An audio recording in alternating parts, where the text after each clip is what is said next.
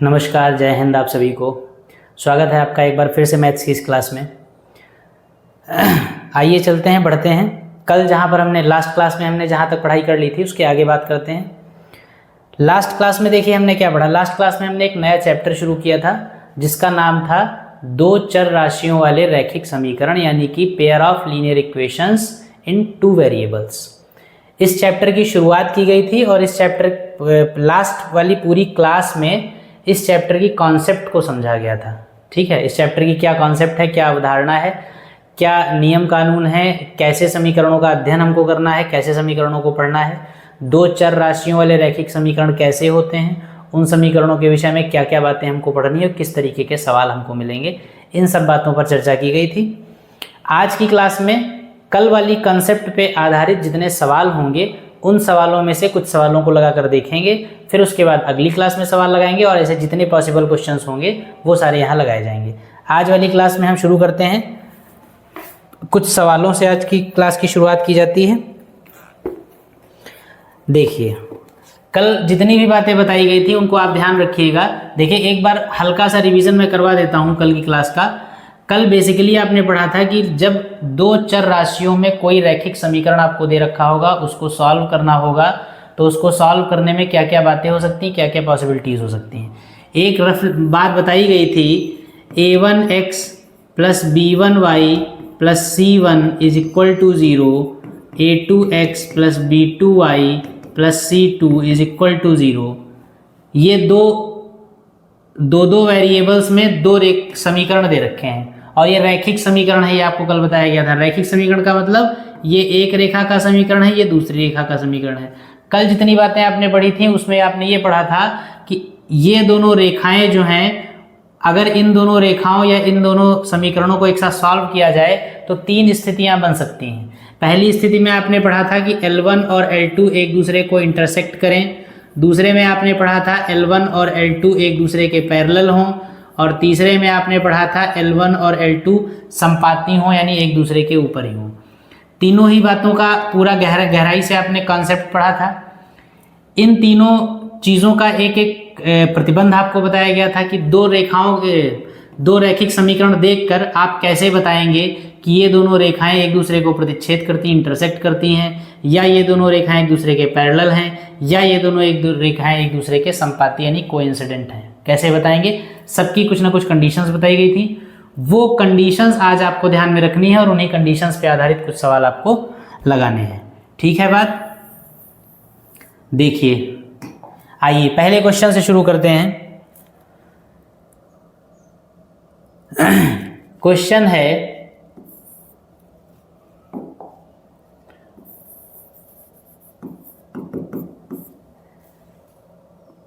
सवाल में देखिए दो समीकरणें आपको दे रखी है। सबसे पहले इक्वेशंस लिखिए, फिर सवाल बताया जाता है क्या है। ये है 9x plus 3y plus 12 is equal to 0, और एक है 18x प्लस 6y और plus 24 is equal to 0।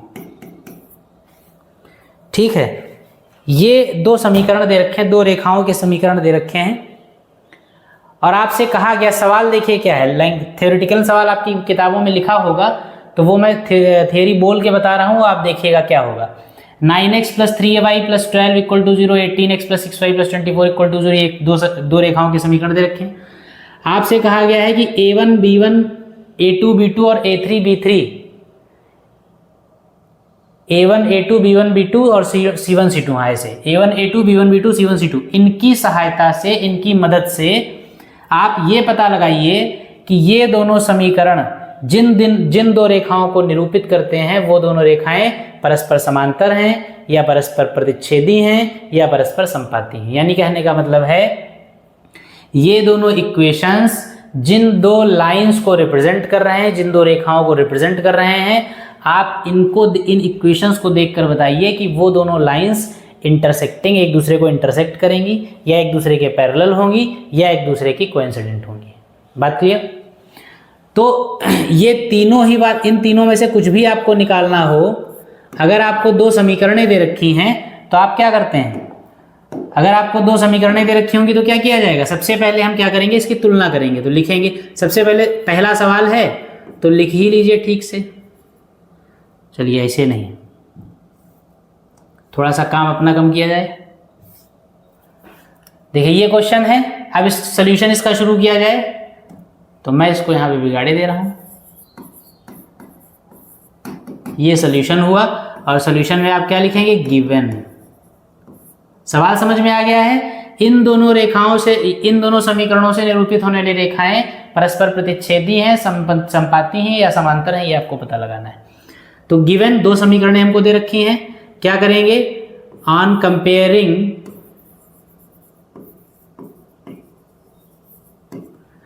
Comparing given equations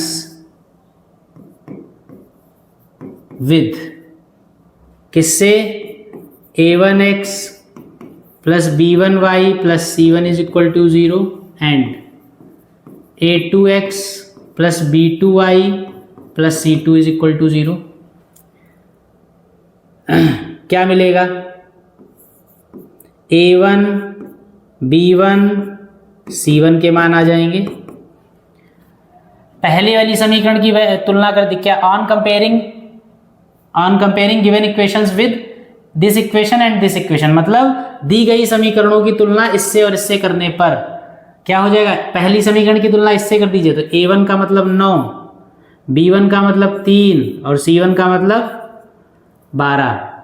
फिर उसके बाद a2 b2 c2 कितना हो जाएगा, a2 का मतलब 18, b2 का मतलब 6 और c2 का मतलब 24। यहां तक बात समझ में आई।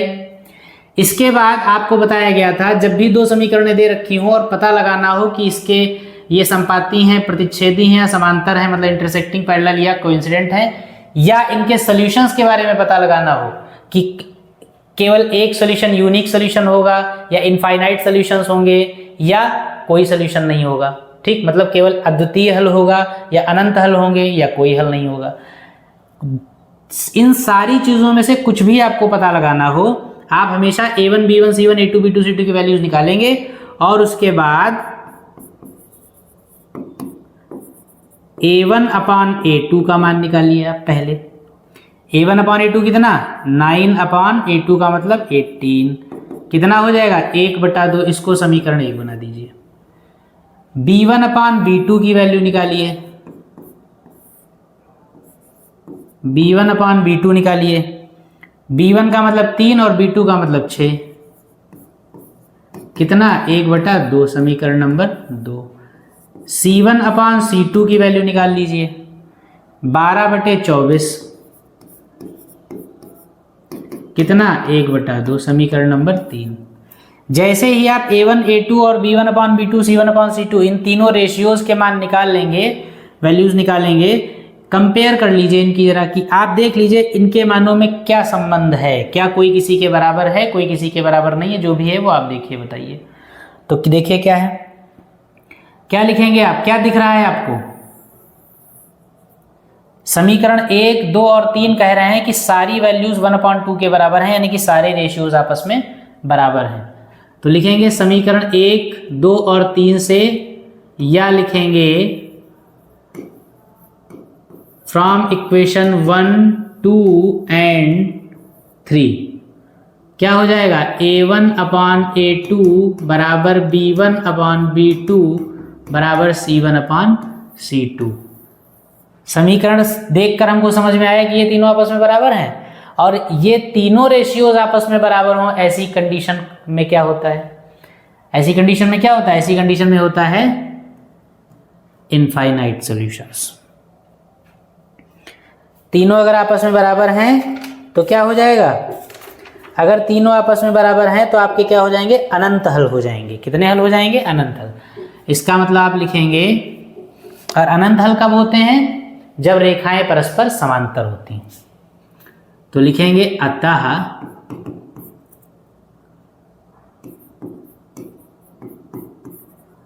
समीकरणों के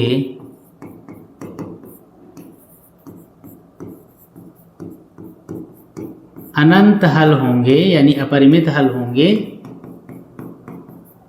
दिस इम्प्लाइज, और ऐसा कब होता है, अर्थात दिस इम्प्लाइज रेखाएं कैसी हैं, परस्पर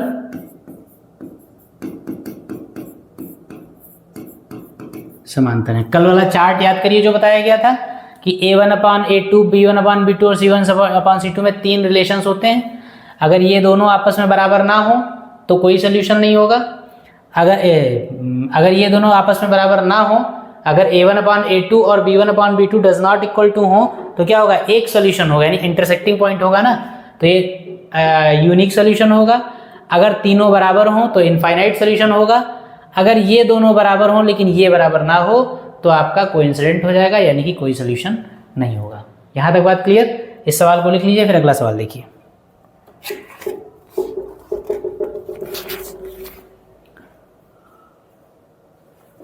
आइए अगले सवाल पे। एक और सवाल ऐसा ही लगा लीजिए, या ऐसे सवाल लगा लेंगे अब आप।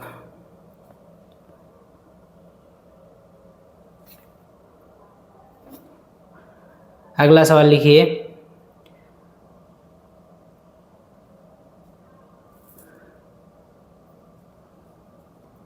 एक इक्वेशन लिखेंगे,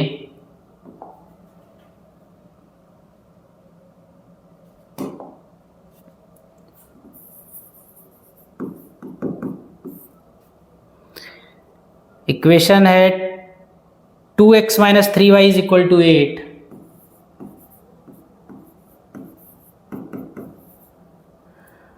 और 4x - 6y = 9। दो समीकरणों का एक पेयर दे रखा है, दो इक्वेशंस का एक पेयर दे रखा है, युग्म दे रखा है, और सवाल क्या है एग्जैक्टली पूछा गया, आपसे कहा गया है कि युग्म यानी ये संगत है या असंगत, ये सवाल है। यानी कि पेयर जो है वो कैसा है,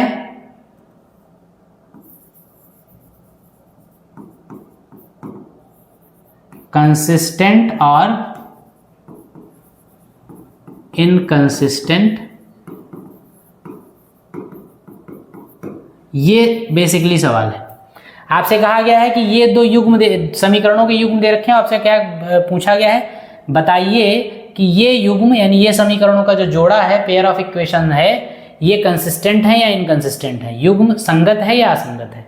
संगत या असंगत का मतलब क्या होता है, अगर इन समीकरणों का कोई भी सोल्यूशन पॉसिबल है, अगर इन इक्वेशंस को सॉल्व करिए आप, सॉल्व करने पर अगर इनका सोल्यूशन पॉसिबल हो, अगर इनका कोई हल संभव हो, हल अद्वितीय हो या अनंत हो, यानी यूनिक सॉल्यूशन हो या इनफाइनाइट सॉल्यूशन हो, दोनों ही केसेस में हल संभव है। तो हल अगर संभव है तो कैसा होगा, संगत।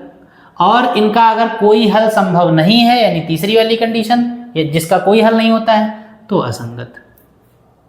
यानी फिर से कुल मिला के रिजल्ट हमको दूसरा चाहिए, लेकिन मेथड हमको वही अपनाना है। हमको पता तो यही लगाना है कि इन समीकरणों का हल कैसा है, हल होगा या नहीं होगा। तो अगर सॉल्यूशन होगा या नहीं होगा ये पता लगाना है, तो आप A1 B1 C1 A2 B2 C2 वाली कंडीशंस लगाइए। तीन में से किसी ना किसी कंडीशन को सेटिस्फाई करेगा। जिस कंडीशन को सेटिस्फाई करेगा वो कंडीशन अगर सॉल्यूशन वाले की कंडीशन हो तो संगत, अगर नो सॉल्यूशन की कंडीशन हो तो असंगत। ठीक है, आइए देखिए इसका सॉल्यूशन।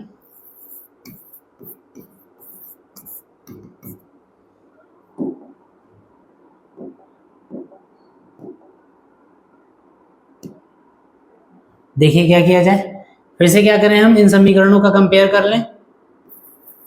अब कंपेयरिंग वाला पूरा इंतजाम नहीं लिखेंगे, मतलब आपको लिखना है, मैं नहीं लिखूंगा। ऑन कंपेयरिंग तो क्या आपको मिलेगा, A1 B1 और C1 निकाल लीजिए। A1 कितना आ जाएगा 2, B1 कितना आ जाएगा -3 और C1 कितना आ जाएगा 8। और इसी तरीके से A2 B2 और C2 निकाल लीजिए। A2 कितना आएगा 4, C2 -6 और ये 9। अब आप क्या करेंगे, रेशियोज निकालेंगे। किसके मान, A1 अपॉन A2 की वैल्यू निकालेंगे। कितना हो जाएगा 2/4, that is 1/2, equation number 1। B1 upon B2 की वैल्यू निकालेंगे। ये -3 अपॉन -6, ये भी 1/2 हो जाएगा, इक्वेशन नंबर 2। और C1 अपॉन C2 की वैल्यू निकालेंगे तो हो जाएगा 8/9। देखिए समीकरण 1, 2 और 3 क्या कह रहे हैं, इक्वेशन नंबर 1, 2 और 3 क्या कह रहे हैं, 1/2 1/2, यानी पहले दो टर्म बराबर।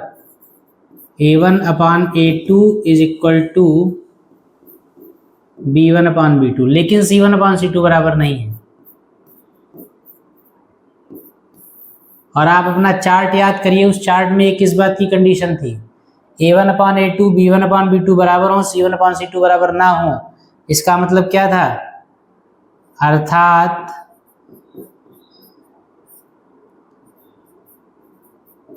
ये कब होता है, जब रेखाएं संपाती हों, कोइंसिडेंट हों। और संपाती होने का मतलब क्या है, उनका कोई सोल्यूशन पॉसिबल, सॉरी हाँ, इसके अनंत हल होंगे, इनफाइनाइट सॉल्यूशंस होंगे।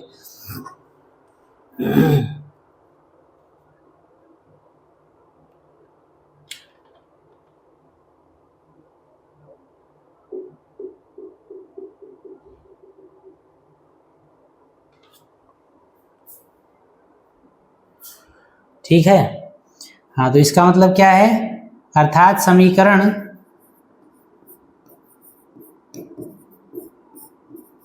के कोई हल नहीं होंगे। ये किस बात की कंडीशन, ये कंडीशन है कि इस समीकरण के कोई हल नहीं होंगे, रेखाएं परस्पर समांतर हैं। और अगर कोई हल नहीं है, अगर कोई हल नहीं है, अगर ये बात आ रही है, तो इसका मतलब क्या है, कोई हल ना होने का मतलब अर्थात युग्म यानी पेयर जो है वो कैसा है, असंगत है, इनकंसिस्टेंट है। बात समझ में आई। ऐसे कोई दो इक्वेशंस दे रखे हों और आपसे पूछा जाए कि बताइए ये दोनों इक्वेशंस, इन दोनों इक्वेशंस का जो पेयर है वो कंसिस्टेंट है या इनकंसिस्टेंट है, संगत है या असंगत है, तो उसके लिए आप A1 B1 C1 A2 B2 C2 निकालेंगे। तीनों रेशियोज निकालेंगे, A1 अपॉन A2 की वैल्यू, B1 अपॉन B2 की वैल्यू और C1 अपॉन C2 की वैल्यू निकालेंगे। तीनों में रिलेशन देख लेंगे क्या है। अगर रिलेशन से कोई सोल्यूशन मिल रहा है, अगर कोई हल पॉसिबल है, जैसे मान लीजिए कंडीशन ऐसी मिल जाए कि कहा जाए समीकरण का एक अद्वितीय हल होगा, यानी एक सोल्यूशन मिलेगा, तो ऐसे में पेयर संगत होगा। अगर ऐसा रिलेशन आ जाए कि इसके अनंत हल होंगे, तो अनंत हल होने का मतलब भी यह है कि हल होगा, इसका मतलब भी पेयर संगत होगा। लेकिन अगर ऐसा कंडीशन मिल जाए कि कोई हल संभव नहीं है, तो ऐसी स्थिति में क्या हो जाएगा, असंगत हो जाएगा। यहां तक बात समझ में आ गई। अगर यहां तक बात समझ में आ गई तो इसको लिख लीजिए और फिर अगला सवाल लगाइए। इसी तरीके से इक्वेशंस आपको दे रखी होंगी और उन इक्वेशंस से आप संगतता या असंगतता निकालेंगे। ठीक है, अगला सवाल लिखेंगे,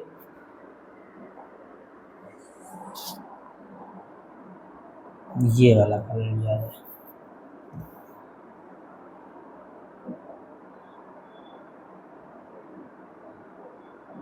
ये कैसा रहेगा, हाँ ये लो।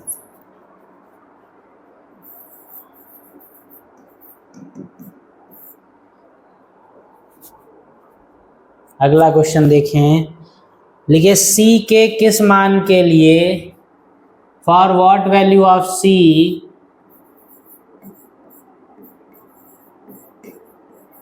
C के किस मान के लिए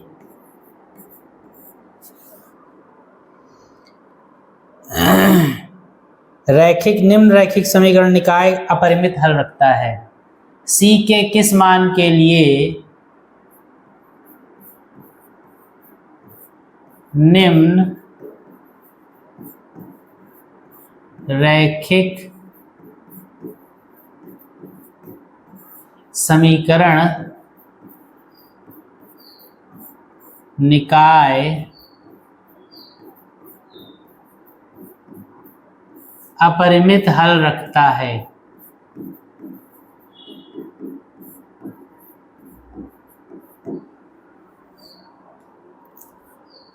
समीकरण लिख लीजिए, क्या है? C minus one dot x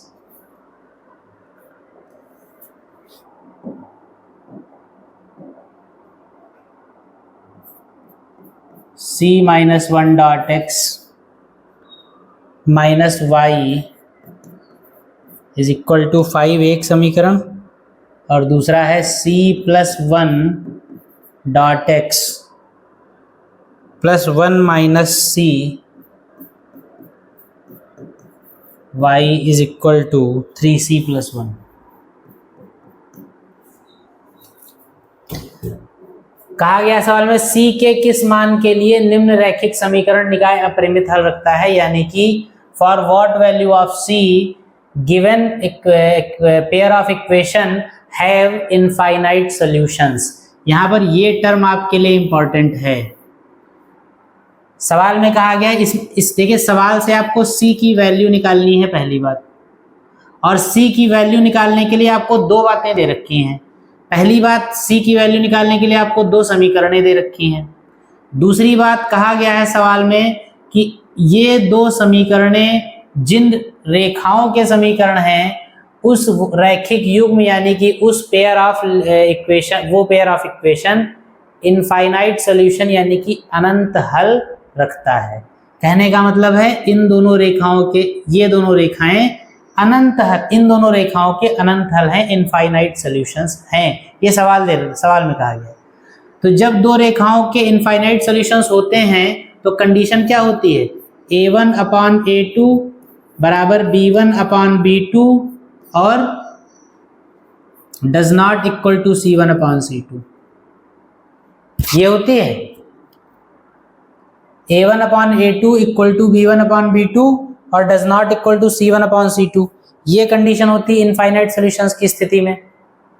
अनंत हल का मतलब अपरिमित उस पे एक दूसरे को ओवरलैप करें, ठीक, तो ये कंडीशन होती।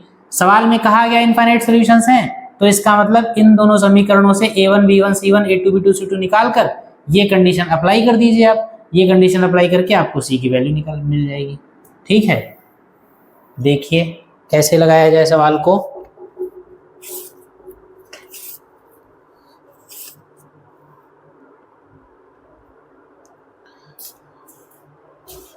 बात समझ गए? तो अनंत हल है, अनंत हल है में कंडीशन क्या रहेगी? तीनों बराबर होंगे, वहां पे डज नॉट इक्वल टू लग गया था दो case, A1 upon A2 B1 upon B2 C1 upon C2 आपस में बराबर होंगे, ये इनफाइनाइट सॉल्यूशन का कंडीशन होगी। तो देखिए सॉल्व करें। सॉल्व करने में सबसे पहले क्या लिखेंगे? गिवन, और गिवन में ये दोनों रेखाएं उतार लेंगे। फिर क्या करेंगे? ऑन कंपेयरिंग दीज इक्वेशंस, इन दोनों रेखाओं की तुलना A1x plus B1y plus C1 equal to 0 A2x plus B2y plus C2 equal to 0 से करेंगे। तो हमको A1 B1 और C1 की वैल्यू मिलेगी, क्या आएगी? C minus one minus 1 5। A2 कितना मिलेगा? C plus 1। B2 कितना मिलेगा? 1 माइनस C, और C2 कितना मिलेगा? 3C plus 1। अब क्या करेंगे? रेशियोज निकाल लेंगे।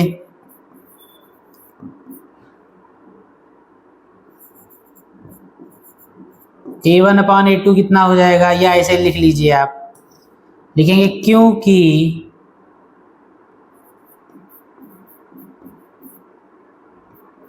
अपरिमित हल हैं, सिंस सॉल्यूशंस आर इनफाइनाइट, इसलिए क्या होगा, क्या होती कंडीशन, A1/A2 बराबर B1/B2 बराबर C1/C2। वैल्यू रख दीजिए, A1 का मतलब C-1, A2 का मतलब C+1, B1 का मतलब -1/1 - C, और C1 का मतलब 5/3C+1। तीन चीजें एक दूसरे के बराबर हैं, किन्हीं भी दो को यूज करके आप वैल्यू निकाल लीजिए। उन दो को यूज करिए जिनसे मान आसानी से मिल जाए। तो कौन सा लिखेंगे, from second and third step, ये और ये ले लीजिए, -1/1 - C is equal to 5/3C+1। Cross multiply करिए, माइनस का 3C माइनस का 1 इज इक्वल टू 5 - 5C।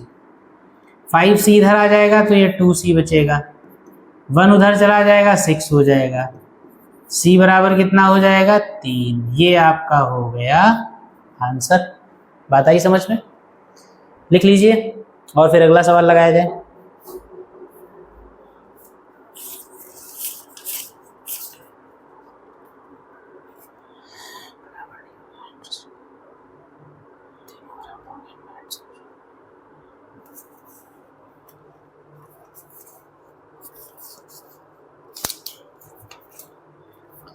अगला क्वेश्चन लिखा जाए।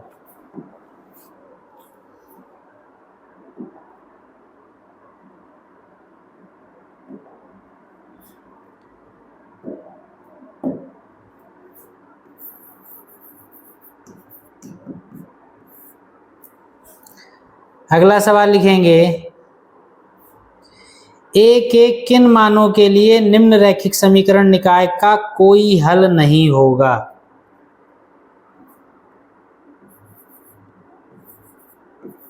ए के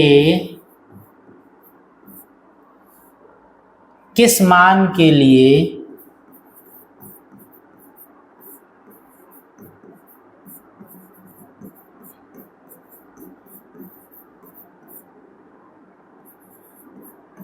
निम्न समीकरण निकाय, ऐसे सब लिखिएगा, का कोई हल नहीं होगा। देखिए, for what value of a the given equations have no solution. फिर आप समझ लीजिए क्या महत्वपूर्ण है आपके लिए। अच्छा, समीकरण है तो पहले लिख लें। इक्वेशंस क्या हैं, ax +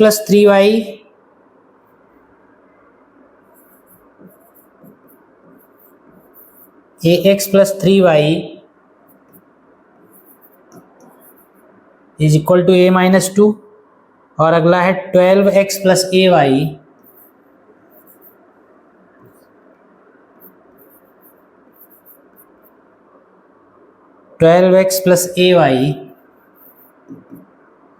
is equal to a।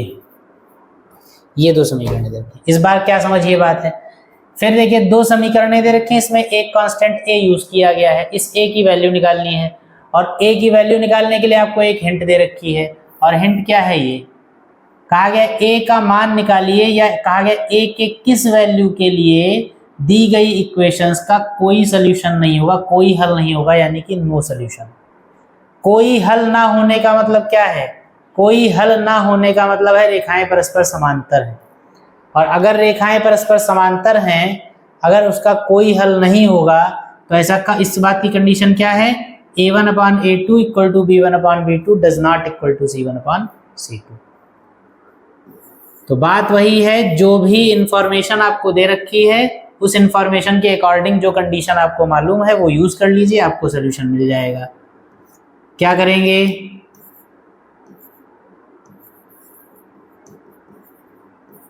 Solution शुरू करेंगे, गिवन ये समीकरण लिख लेंगे, फिर क्या लिखेंगे, दोनों समीकरणों की तुलना करने पर on comparing a1 equal to a, b1 equal to 3, c1 equal to a minus 2, a2 equal to 12, b2 equal to a और c2 इक्वल टू a।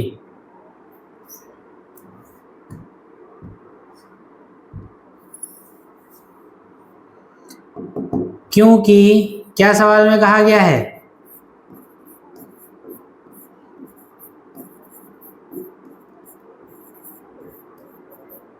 सवाल में कहा गया कि कोई हल नहीं है, और कोई हल ना होने का मतलब कंडीशन क्या होगी भाई, कोई हल ना होने का मतलब यह है कि रेखाएं एक दूसरे के समांतर हैं। अगर रेखाएं प्रतिच्छेद कर दें तो a1 upon a2 does not equal to b1 upon b2। अगर रेखाएं संपाती हो जाएं तो इनफाइनाइट सॉल्यूशन सारे बराबर। अगर रेखाएं पैरेलल हो जाएं तो ये दोनों बराबर लेकिन तीसरा वाला बराबर नहीं। ऐसा ही तो है, तो इसको आप इस्तेमाल कर लीजिए पूरी बात।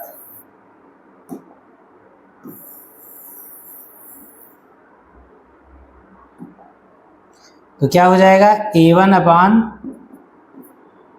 a2 equal to b1 upon b2 does not equal to c1 upon c2।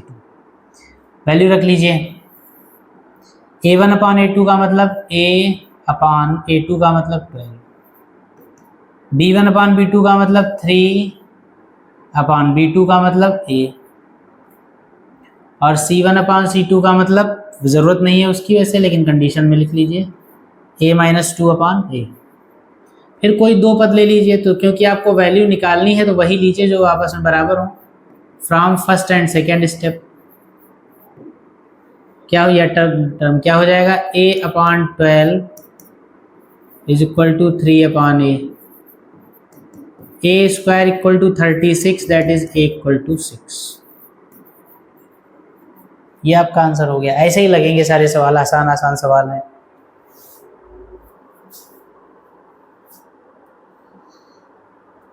ठीक है, इसको लिख लीजिए, फिर अगला क्वेश्चन लगाइए। अगला सवाल लिखेंगे,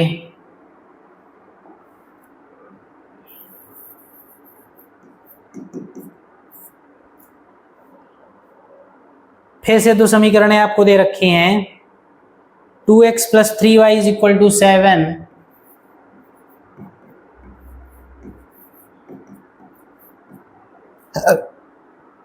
और a plus b plus 1, a plus b plus 1 dot x plus a plus 2b plus 2, a plus 2b plus 2 dot y is equal to 4a plus b plus 1। देखिए लैंग्वेज नहीं लिखी है मैंने, लैंग्वेज में क्या है मैं बता दे रहा हूं आपको। दो इक्वेशंस दे रखी हैं और दो इक्वेशंस में a और b देखिए कांस्टेंट यूज किए गए, तो a b की वैल्यूज निकालनी है आपको।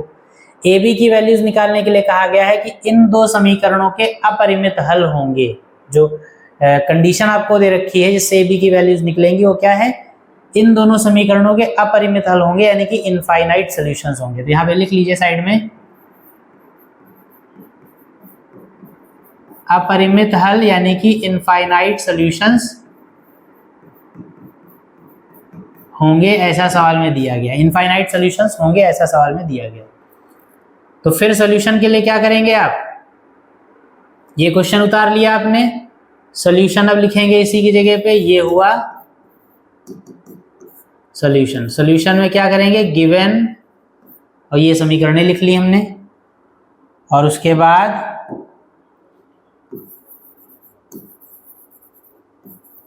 ऑन कंपेयरिंग क्या हो जाएगा, a1 की वैल्यू कितनी आ जाएगी 2, b1 की वैल्यू आ जाएगी 3 और c1 की वैल्यू आ जाएगी 7। A2 की वैल्यू आ जाएगी A plus B plus 1, B2 की वैल्यू आ जाएगी A प्लस 2B प्लस 2, और C2 की वैल्यू आ जाएगी 4 ब्रैकेट में A प्लस B और ब्रैकेट के बाहर प्लस 1। अब कहा गया इसके इनफाइनाइट सॉल्यूशंस होंगे, यानी कि अनंत हल होंगे। अनंत हल होने का मतलब क्या है? अनंत हल होने का मतलब है रेखाएं एक दूसरे को ओवरलैप कर रही संपाती हैं, और जब रेखाएं संपाती होती हैं तो तीनों रेशियोज आपस में बराबर होते हैं। A1/A2, B1/B2 और C1/C2 तीनों आपस में बराबर होंगे। तो लिखेंगे क्योंकि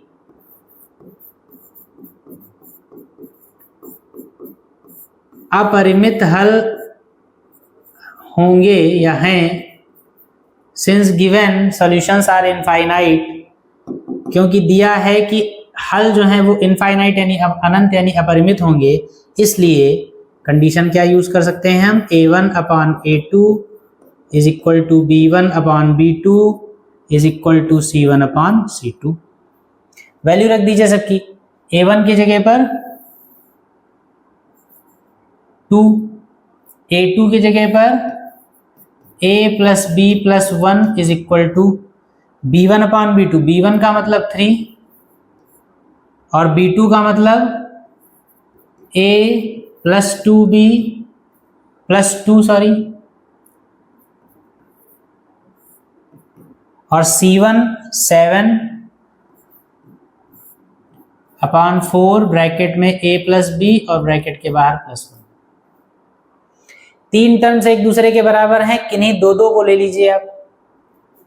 लिखेंगे फर्स्ट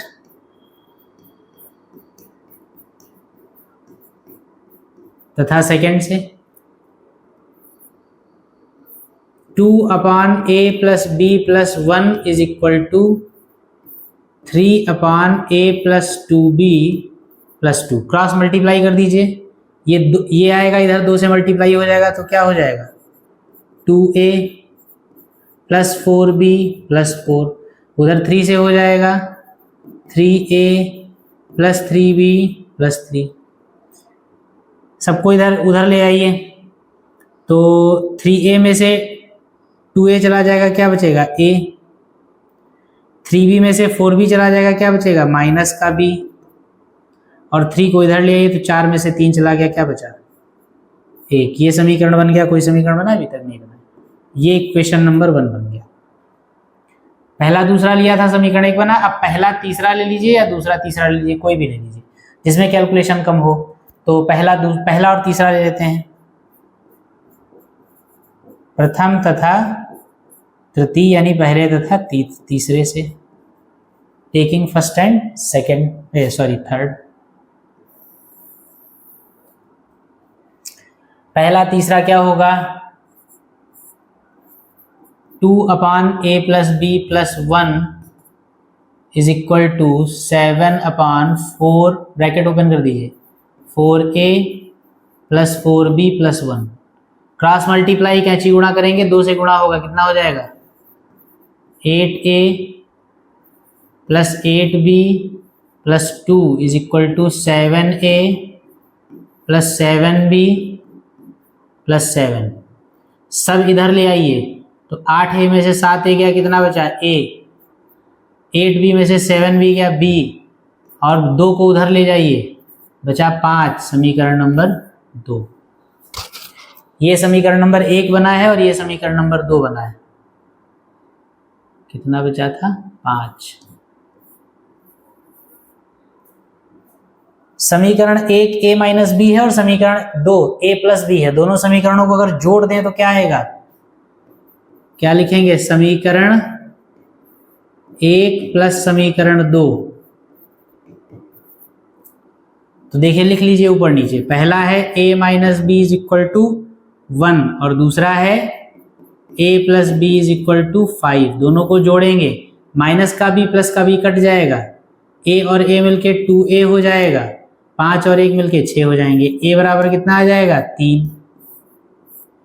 A का मान जो भी निकला है ये 3, इन दोनों में से किसी भी समीकरण में रख दिए, चाहे एक में रख दिए चाहे दो में रख दीजिए, तो दो में रखे दे रहे हैं। ए का मान समीकरण 2 में रखने पर ए की जगह कितना रख दीजिए 3 प्लस बी बराबर 5, बी बराबर 5 में से 3 चला गया 2, अतः एक बार में करके आप आंसर लिख दीजिए। अतः ए बराबर 3 और बी बराबर 2, ये हो गया आपका आंसर। आई बात समझ में? लिख लीजिए इसको। थोड़ी सी कैलकुलेशन थी लेकिन सवाल आसान है, इसको लिखिए और ऐसे और सवाल लगाइए आप।